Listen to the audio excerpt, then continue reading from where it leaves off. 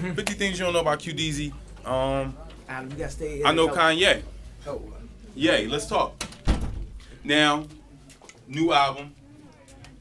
I didn't say I was. I said I wasn't a big fan of it. You know what I'm saying? Put the glasses on. No, let's talk. We got some over here, so we got some light. Oh, okay, there it is. Yeah. 50 things you don't know about QDZ. Yay, DZ. All right, I know Kanye. And we go back. We go back a minute. Yeah. We go back a minute, and I've seen your career through the progression. I said I wasn't a big fan of the album. I saw you perform the album tonight for the first time. Did your thing. Let's talk about the Elvis comment. Mm-hmm. Let's go there first. Let's talk about the Elvis comment. What was that? It was just saying, you know, you look at icons that people say are so untouchable. Mm-hmm. Elvis, John Lennon, Jim Morrison, Tupac, Biggie. Yeah.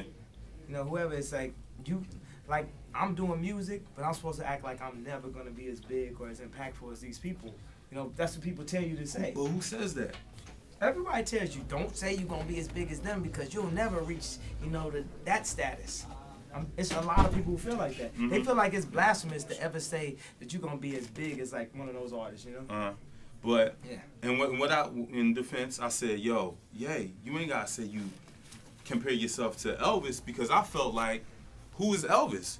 You the Kanye of your time. You know what I'm saying? You shouldn't have to compare yourself to an Elvis. Why not compare yourself to a Chuck Berry or, you know what I'm saying, or a Michael Jackson or, you know, other cats. This man's whispering in his ear. You know, that's what I was saying. I was saying, why compare yourself to a cat like Elvis when you can compare yourself to a cat like Chuck Berry and other but cats? Chuck Berry ain't as big as Elvis. That's what was to funny. who though? To who though? He invented rock and roll. But he just ain't as big. Well, no, mugs that dude. invented it don't be. It's all type of mugs that work Yeah. in factories and stuff. Yeah. They don't be as big. The mugs that make the shoes Yeah. in the factory ain't as big as the mugs. It's like But marketer. but who's more important to the craft though? The marketer, whoever is the Yeah, biggest person. but that was, you know, that was here nor there. You know what I'm saying? What's the next step after this album? Are we gonna go back to rapping? Are we gonna, you know, keep doing this type of music, which isn't bad, but where we see we going? I write raps when I want to. I do songs when I want to. The thing is, this is just a beginning. That's like when I dropped College Dropout, I did it, and people was like, man, that you finished with your album, man. Come on, produce something for me. Okay.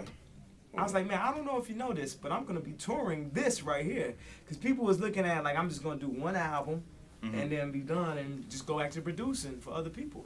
Now, I still produce for other people, but I was serious about this artist thing. No one ever thought that I would be like a, you know, iconic rapper or like one of the greatest rappers of all time or, you know, one of like the type of artist that ends up doing stadiums and like touring the world and stuff. Like we just got off tour with Nas. You know, even when I did the College Dropout, people didn't think that that's where it was going. And this is just the beginning for me. Like where I was vocally on that album is completely different than where I'm gonna be 3 albums from now. But you take a song like Paranoid, unless you're a rapper, you can't make that. You can't tell me right now you really want to spend your whole life alone. A little time out might do you good, might do us good for we be done for good. Cause I can make it hood, I can make it good, I can make it come, I can make it go. I can make it high, I can make it fly, make it touch the sky. Hey, maybe so. All of the time you was up in my checking through my cell phone, baby, yo. Like you gotta come from being a rapper. So me coming from where I was, stepping into this world, this is what I always said about, you know, raps. I was like, man, I produce really good beats. Don't let them like my raps, cause they gonna be in trouble. If you like my raps, you're gonna be in trouble. Now I'm like, I done did these stadiums. I was like, all these stadiums, you need, hey, don't say you will, for like 100,000 people. Okay. Like I had it with Stronger, but Stronger, let me tell you, rap, it's a trick to hit records on rap. A lot of times. The trick will be like a known sample. Okay. People connect with it already. And it's almost like a DJ mix and stuff. Like Gold Digger, for all intents and purposes, was a DJ mix of a Ray Charles record with talking on top of it and 2 superstars in a video. Okay. It's all these different tricks to it. When I made, you know, Flashing Lights, Homecoming, Heard 'Em Say, these records didn't have any tricks to them, except for Homecoming had a known artist on it and stuff. They was just pure. It wasn't like you never heard the sample before. It wasn't anything for you to like it other than you just liked it. And I was like, I want to make a whole album like that just stands on its own. That's like Love Like Down ain't sampling nothing. Yeah. Heartless ain't sampling nothing. You know, so it's like pure from my soul records stepping out. No labels, no featured artists, none of the tricks that A&Rs use. Did you have a problem from the label with this album? Were they giving you a difficult? LA was behind it all the way. Jay was behind it all the way. Right when he heard Love Like Down, he said, "Oh, I know what you're doing right there."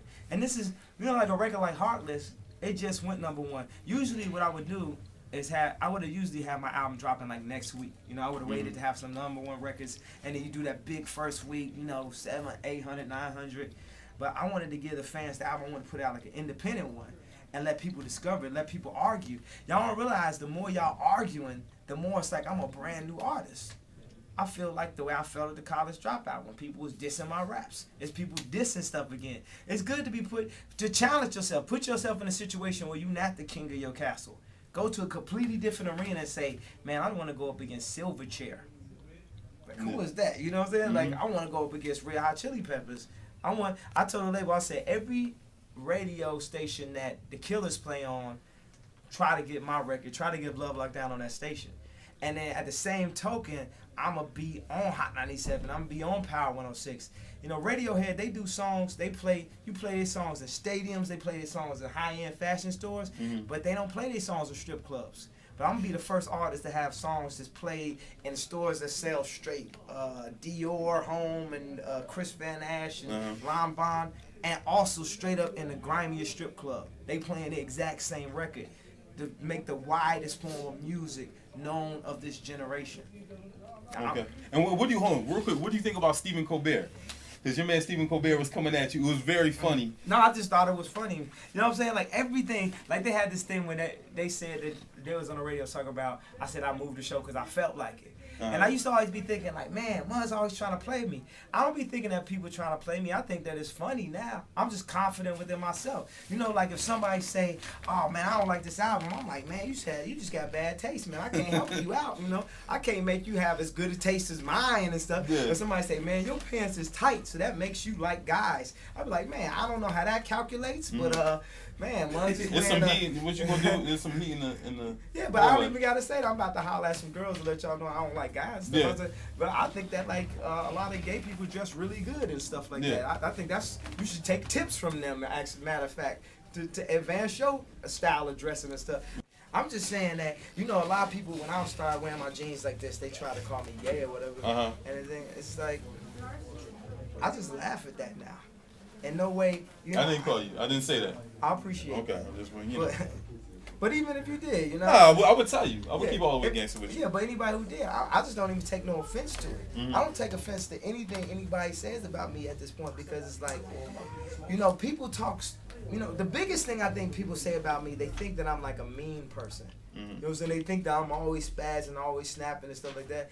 And man, I'm just not even like that. I'm having so much fun. I'm just enjoying every moment, every breath that God allows me to take, because you never know when your life could be taken away. Definitely. And I'm getting to put my craft out on a level like this. What's up? This is Kanye Titter. You on the QDZ show. Holla.